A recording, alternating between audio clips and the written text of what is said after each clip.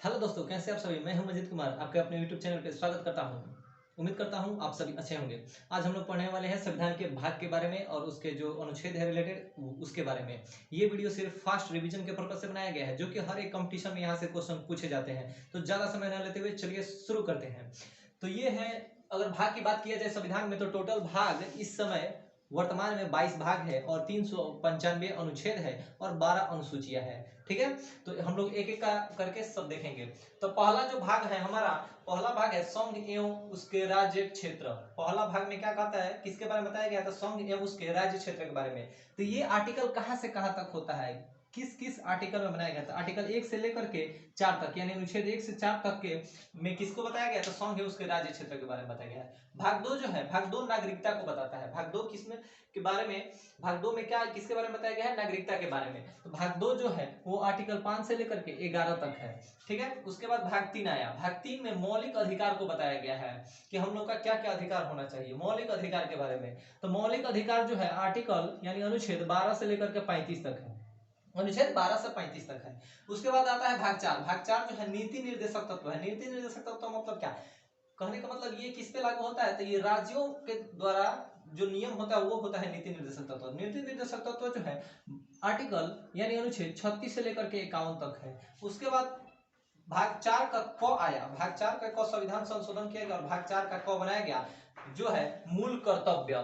तो भाग 4 मूल कर्तव्य जो कि अनुच्छेद 51 से का क में है। उसके बाद भाग 5। भाग 5 जो है इसमें संघ के बारे में बताया गया है, भारत के संघ के बारे में बताया गया है। ये अनुच्छेद 52 से 151 तक है।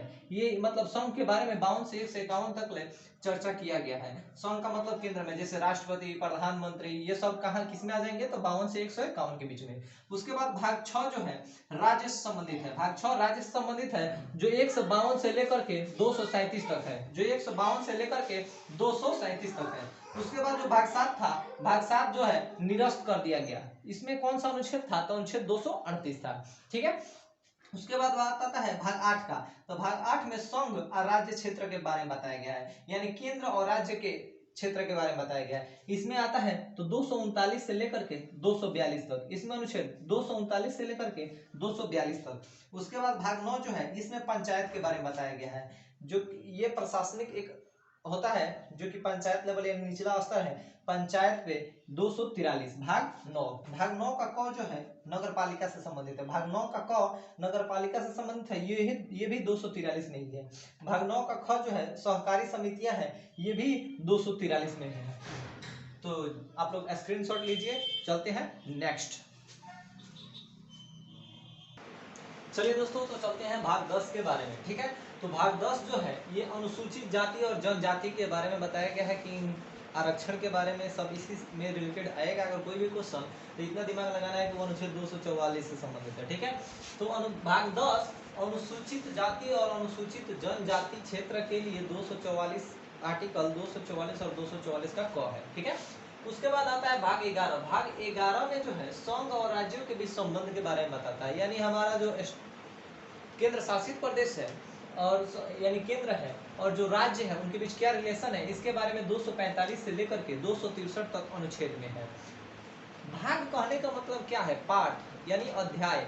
अनुच्छेद कहने का मतलब क्या है? जो बुक पेज नंबर लिखा रहता है वो। ठीक है, अब आता है भाग 12। भाग 12 जो है वित्तीय संपत्ति से संबंधित है, यानी वित्तीय संपत्ति से संबंधित है। तो ये अनुच्छेद आता है 264 से 300 के बीच, यानी जो गवर्नमेंट बजट पेश करती है सब इसी में आता है। ठीक है, 264 से 300 के बीच। उसके बाद आता है भाग 13। भाग 13 जो है भारत के राज्य क्षेत्र में व्यापार से संबंधित है, यानी भारत के जो राज्य क्षेत्र में जो व्यापार होता है उसमें किसमें आता है? तो भारत के राज्य क्षेत्र में व्यापार 301 से लेकर के 307 तक। किस अनुच्छेद में? 301 से 307 तक, भाग 13 में। उसके बाद भाग 14 जो होता है सिविल सर्विस। सिविल सर्विस कहने का मतलब है किसमें? तो जो यूपीएससी बीपीएससी वाला जो होता है, एसपीडीएम जो होता है, डीएम एसडीओ, इन लोगों का जो भी नियुक्ति होता है, निर्वाचन नियुक्ति सब होता है, कार्यकाल होता है, ये सब कौन सा है? तो सिविल सर्विस भाग 14, जो कि कहां से कहां तक है? तो 308 से लेकर के 323 तक है। कहां तक? 308 से 323 तक। उसके बाद भाग 14 का क एक है, जो कि अधिकरण है। भाग 14 का क में क्या दिलाया है? तो अधिकरण। ये किस अनुच्छेद में है? तो 323 के क और ख में है।